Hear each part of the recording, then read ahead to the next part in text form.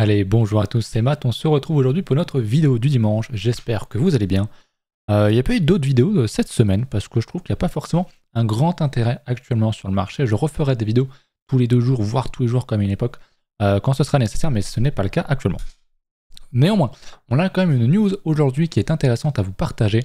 Après un succès fulgurant, nous partage BFM Crypto, BlackRock devient le leader mondial des ETF sur le Bitcoin. Et effectivement, quand on regarde sur le site Dune, je vous l'avais déjà montré quelques fois, on voyait toujours Grayscale qui était premier, mais on n'arrêtait pas de dire, j'arrêtais pas de dire qu'ils vont être dépassés par BlackRock parce que Grayscale a des frais vraiment plus élevés que la concurrence. C'était les premiers, c'est normal.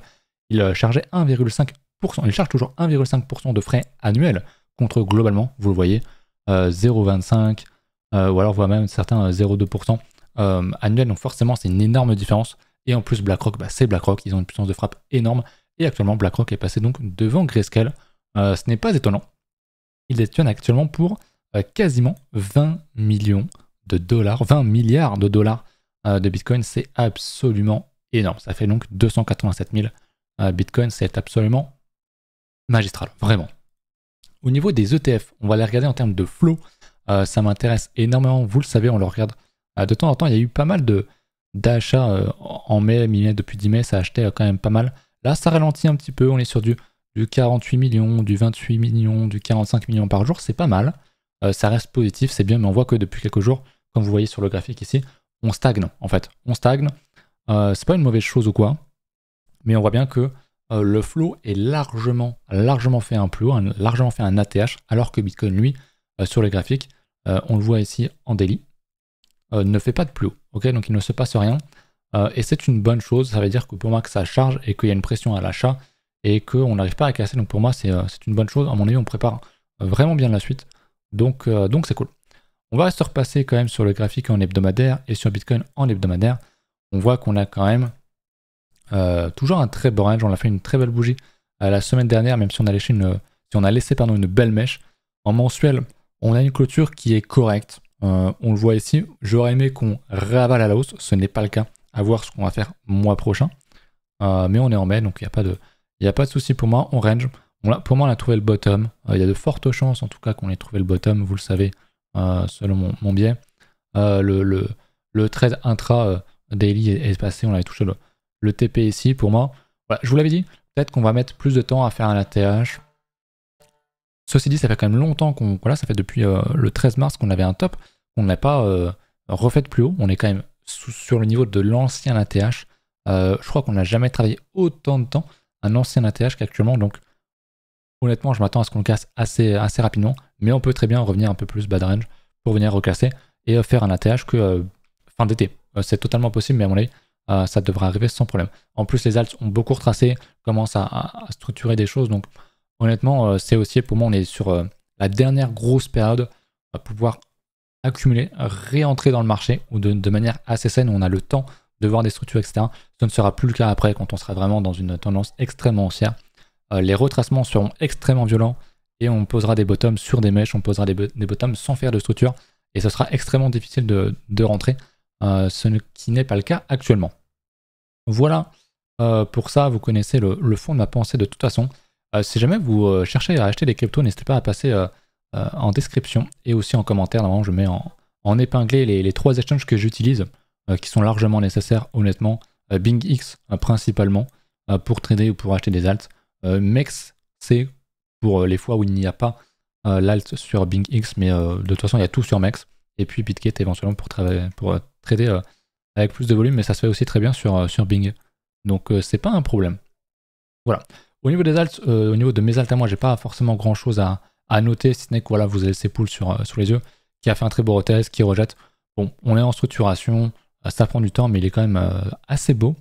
Au niveau des terres, voilà, on l'avait dit la semaine dernière, très beau poussif en l'hebdo sur Ether, ça fait plaisir. Depuis on range, on n'a pas dégringolé ou quoi, on est sur un moins 5% et sur Ether c'est globalement rien, vous le voyez, c'est un range.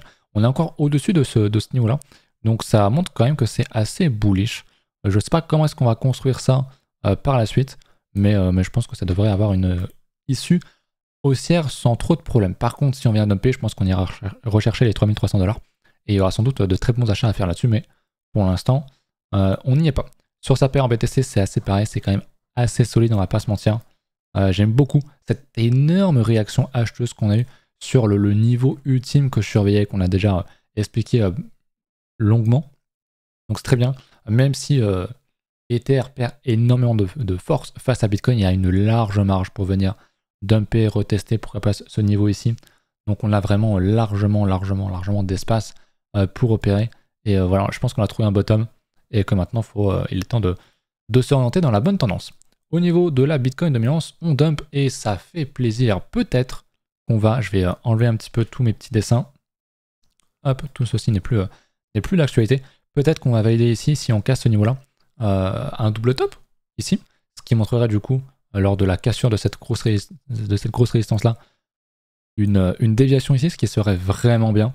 Donc si on valide ce double top-là, je pense vraiment que ça va commencer à accélérer dans les prochaines semaines, dans les prochains mois, sur les alts assez rapidement.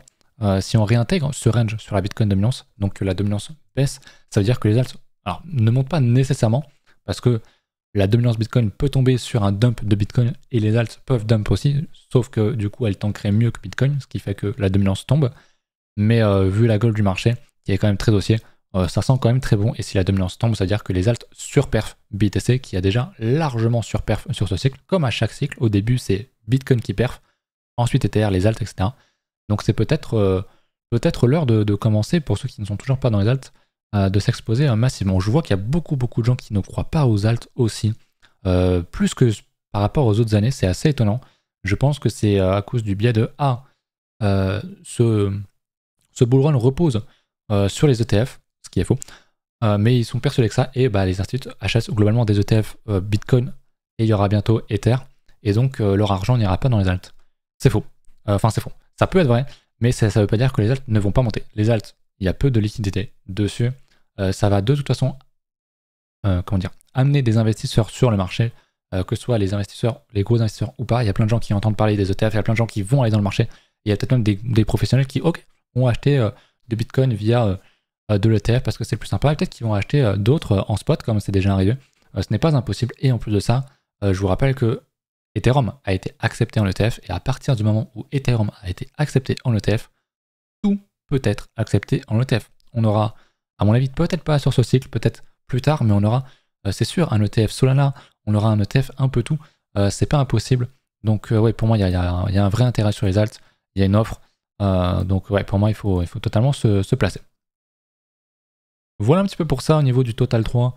Bon, on a réintégré malheureusement la restante, donc c'est pas très beau. J'attendrai qu'on refasse un peu haut, qu'on casse ce niveau-là, pour être à nouveau bien plus haussier et bien plus avenant quant à l'achat d'alt.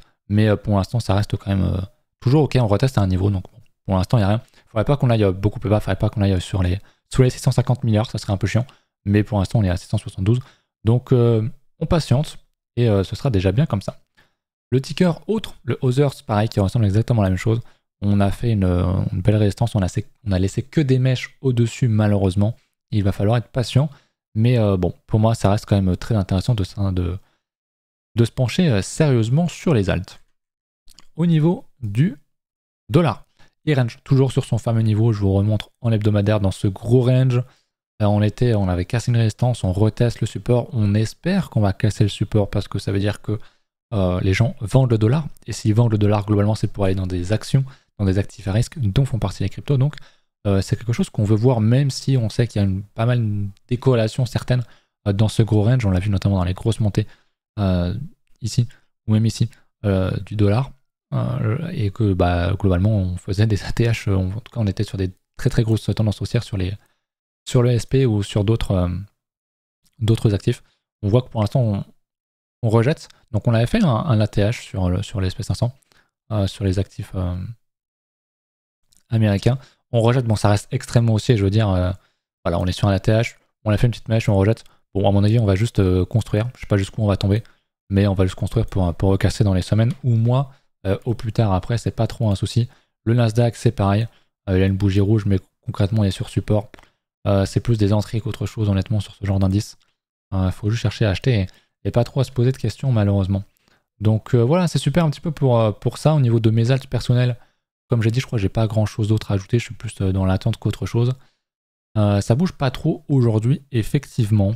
On a le PEP qui est en plus 7%, on le surveillait déjà il y a quelques jours, bah, la semaine dernière en fait, et même la semaine d'avant, parce qu'effectivement il était sur un très beau plus haut, il est magnifique, le PEP, et on voit que là il rejette bien, même si on zoome en H4, voilà, on est revenu rechercher des nouvelles structures, on pose un bottom, on ravale tout, très très fort, très costaud, difficile à trader pour moi avec les structures actuelles, mais il y a sans doute quelque chose à faire à le trader sur du daily, sur des petits swings, il y a sans doute beaucoup de choses à faire. Donc ça reste bullish, on a une très belle tendance haussière, c'est extrêmement haussier. Je vais aller vos commentaires, déjà je vous remercie aussi pour, encore une fois, pour les nouveaux messages, et il n'y a pas de souci Freeman, je vous préviendrai quand les audiences de mes vidéos feront ATH sur ATH, c'est promis, ce qui ne veut pas dire que ce sera là maintenant tout de suite le top du cycle, mais on sait que ce sera bien différent d'actuellement en tout cas, c'est sûr. Merci pour tous les gentils messages, ça fait vraiment plaisir. Ce soir je suis en stream, n'hésitez pas à passer sur mon Twitch, ça serait sympa. Voilà, c'est à peu près tout pour ça. On est à 11 minutes de vidéo, on va peut-être faire un petit peu plus long quand même parce que c'est vrai que c'est un peu court. Mais le fait est qu'on range depuis un moment, encore une fois, sur Bitcoin, il n'y a pas énormément de choses à dire. Voilà, on est sur le même niveau qu'on était en mars. Super. C'est un peu chiant, mais c'est la réalité.